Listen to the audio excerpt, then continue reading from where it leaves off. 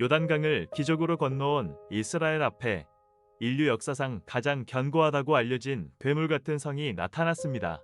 난공불락의 요새 여리고 성벽 위로 전차가 달릴 만큼 두껍고 높은 그 성문은 지금 굳게 닫혀 있습니다.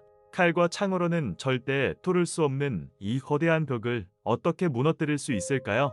인간의 상식을 완전히 뒤엎는 하나님의 기묘한 전략, 숨소리조차 내지 않는 기괴한 침묵의 행진 끝에 터져나온단 한 번의 함성.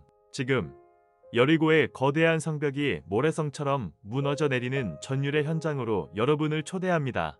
자, 요단강을 기적적으로 건너온 이스라엘 백성들 앞에 거대한 장벽이 가로막고 서 있습니다. 바로 여리고 성입니다. 가나안 땅의 첫 번째 관문이자 당시 가나안 전체에서도 가장 강력한 방어력을 자랑하던 요새였죠. 여리고 사람들은 이미 이스라엘의 소문을 듣고 공포에 질려 있었습니다. 그들은 성문을 굳게 걸어 잠갔고 개미 한 마리 빠져나갈 수 없는 철통 보안을 유지했습니다. 이스라엘의 새로운 지도자 여호수아는 신중했습니다. 그는 무작정 공격하기보다 성 안의 내부 사정을 살피기 위해 2명의 정탐군을 선발합니다. 성 안의 분위기가 어떤지, 우리가 들어갈 틈은 없는지 조심스럽게 보고 오라. 2 정탐군은 어둠을 틈타 여리고 성벽 안으로 잠입합니다. 그들은 성벽 위에 집을 짓고 살던 한 여인의 집으로 몸을 숨겼습니다. 그녀의 이름은 나합이었습니다. 하지만 이내 위기가 찾아옵니다. 낯선 자들이 들어왔다는 첩보를 입수한 여리고 왕의 군사들이 들이닥친 것이죠. 이스라엘 정탐군들이 이 집에 들어왔다는 보고가 있다. 당장 그놈들을 내놓아라. 심장이 멎을 듯한 팽팽한 긴장감이 흐르는 순간 나합은 결단을 내립니다. 그녀는 정탐군들을 지붕 위 산대 속에 숨기고는 군사들을 태연하게 따돌립니다. 방금 어떤 사람들이 오긴 했지만 해가 질 무렵에 나갔어요. 지금 빨리 쫓아가면 성문 밖에서 잡을 수 있을 거예요. 군사들이 떠나고 밤이 깊어지자 나합은 숨어있던 정탐군들에게 떨리는 목소리로 고백합니다. 우리는 당신들의 하나님 여호와가 홍해를 가르시고 요단강을 멈추게 하신 일을 다 들었습니다. 그 소문을 듣는 순간 우리 여리고 사람들은 모두 겁에 질려 간담이 녹아버렸습니다. 당신들의 하나님은 위로는 하늘에서도 아래로는 땅에서도 참된 하나님이십니다. 나합은 이어서 간절히 요청합니다. 부디 이 성이 무너질 때 나와 내 부모님, 내 형제들을 살려주겠다고 약속해주세요. 내 목숨을 걸고 당신들을 살려준 증표를 보여주세요. 정탐군들은 그녀의 위대한 믿음에 감동하며 약속합니다. 우리가 이 땅을 점령할 때 당신의 창문에 이 붉은 줄을 매달아 두십시오. 그 줄이 걸린 집 안에 있는 사람은 우리가 반드시 지켜주겠습니다.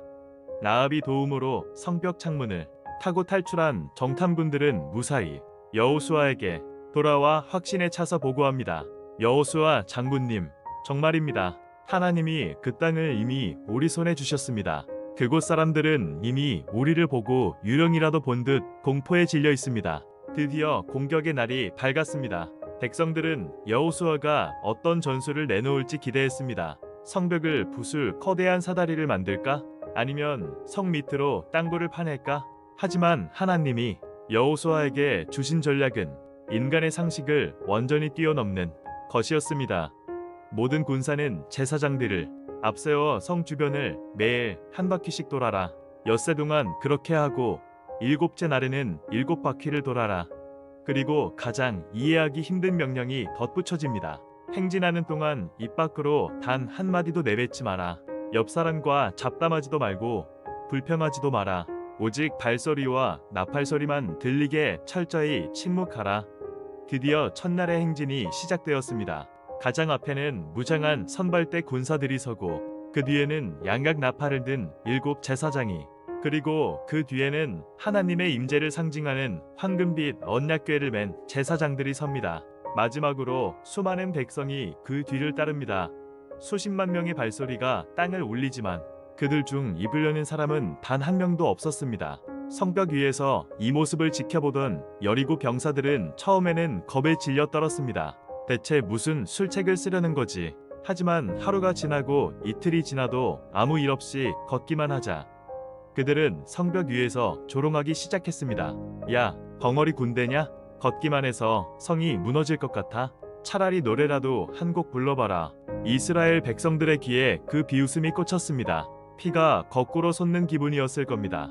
하지만 그들은 입을 굳게 다물었습니다. 이 침묵은 무기력한 침묵이 아니었습니다. 그것은 내 안의 불신을 잠재우고 하나님의 일하심에만 모든 감각을 집중하는 거룩한 전쟁이었습니다. 사흘, 나흘, 닷새. 행진이 반복될수록 이스라엘 진영에는 묘한 영적 긴장감이 쌓여갔습니다. 반대로 성 안의 비웃음은 점점 기괴한 공포로 변했습니다. 도대체 저들은 왜 저토록 조용히 걷기만 하는가? 저 침묵 속에 무엇이 숨겨져 있는가? 여리고 성 안은 질식할 것 같은 압박감에 시달리기 시작했습니다. 드디어 운명의 7째 날입니다. 백성들은 평소보다 훨씬 예른 새벽 미명에 일어났습니다. 오늘은 성을 7바퀴나 돌아야 하는 결전의 날입니다. 한 바퀴, 두 바퀴. 해가 중천에 떠오르고 성 안의 긴장감은 폭발하기 직전입니다. 이스라엘 백성들의 발소리는 점점 더 무겁고 단호해졌습니다. 마지막 7바퀴째를 다 돌았을 때 제사장들이 길고 웅장하게 양각 나팔을 불어댑니다. 뻐퍼 뻐퍼. 산천을 울리는 나팔 소리에 맞춰 여호수아가 전군을 향해 가슴에서 끓어오르는 호령을 내뱉습니다. 외치라. 여호와께서 너희에게 이 성을 주셨느니라. 그 순간 7일 동안, 아니 40년 동안 마음속에 담아두었던 이스라엘 수십만 명의 함성이 한꺼번에 터져나옵니다. 우와하하하. 그것은 단순한 고함이 아니었습니다. 땅의 진동을 바꾸고 하늘의 문을 여는 믿음의 폭발이었습니다. 백성들의 함성이 여리고의 두꺼운 성벽에 부딪히는 찰나, 인류 역사상 가장 믿기 힘든 광경이 현실이 됩니다. 우르르릉, 콱콱콱콱콱. 전차가 2대나 교행할 수 있을 만큼 견고했던 그 이종 성벽이 마치 거대한 보이지 않는 거인이 발로 짓밟은 것처럼 안쪽에서부터 무너져 내리기 시작합니다. 성벽은 조각조각 부서졌고 자욱한 먼지 구름이 하늘을 가렸습니다. 난공불락이라 믿었던 요새가 순식간에 평지처럼 낮아져 이스라엘 군사들이 성 안으로 바로 진격할 수 있는 길이 되었습니다. 이스라엘 군사들은 무너진 성벽 잔해를 밟고 섬 안으로 거침없이 들어갔습니다. 하나님의 심판이 여리고에 임한 것이죠. 그런데 그 아비규원의 아수라장 속에서도 기적처럼 단 한 곳 무너지지 않고 우뚝 솟아있는 집이 있었습니다. 바로 성벽 위에 세워져 있던 창문에 붉은 줄이 매달려 있던 라합의 집이었습니다. 하나님은 약속을 지키셨습니다. 라합과 그녀를 믿고 함께 모여있던 가족들은 그 끔찍한 붕괴 현장에서 털끝 하나 상하지 않고 구출되었습니다. 단 한 번의 공성기구도 사용하지 않고 오직 믿음의 순종과 침묵 그리고 함성만으로 이스라엘은 가나안에서 가장 강력한 성 여리고를 정복했습니다. 백성들은 전율했습니다. 하나님이 하셨다. 인간의 힘이 아니라 하나님이 우리를 위해 이 성을 무너뜨리셨다. 그들은 깨달았습니다. 승리는 군사력이나 숫자에 있는 것이 아니라 하나님의 말씀에 얼마나 온전히 끝까지 순종하느냐에 달려 있다는 것을요. 여리고의 무너진 잔해 위로 승전가가 메아리 쳤습니다. 하지만 여러분, 승리의 기쁨은 오래가지 않았습니다. 여리고라는 거대한 성을 무너뜨린 이스라엘 백성들의 마음속에 은밀한 독초가 자라나기 시작했습니다. 그것은 바로 교만이었습니다. 이제 가나안 땅은 우리 손바닥 아니다. 여리고도 무너뜨렸는데 저 앞에 있는 작고 초라한 아이 성 정도야 눈 감고도 이기겠지. 여호수아조차 방심했습니다. 그는 아이성을 정탐하고 돌아온 자들의 말을 듣고 소수의 군사만 보냅니다. 하지만 결과는 참담했습니다. 당연히 이길 줄 알았던 그 작은 섬 사람들 앞에서 이스라엘 군사들은 비겁하게 등을 보이며 도망쳤고 36명이나 죽임을 당했습니다. 여호수아는 옷을 찢으며 하나님 앞에 엎드렸습니다. 하나님, 어찌하여 이런 일이 일어났습니까? 우리가 왜 패배했습니까? 하나님은 차갑게 대답하십니다. 이스라엘이 범죄하였다. 여리고에서 내가 온전히 바치라고 한 물건을 몰래 훔친 자가 있다. 승리의 축제 뒤에 숨겨진 어두운 범죄, 그리고 하나님의 영광을 가로챈 한 사람의 욕심. 이스라엘의 공동체를 위기로 몰아놓은 이 사건의 범인은 누구일까요? 다음 이야기 여호수아 3부 아이 성의 패배와 아간의 범죄 이야기는 계속됩니다.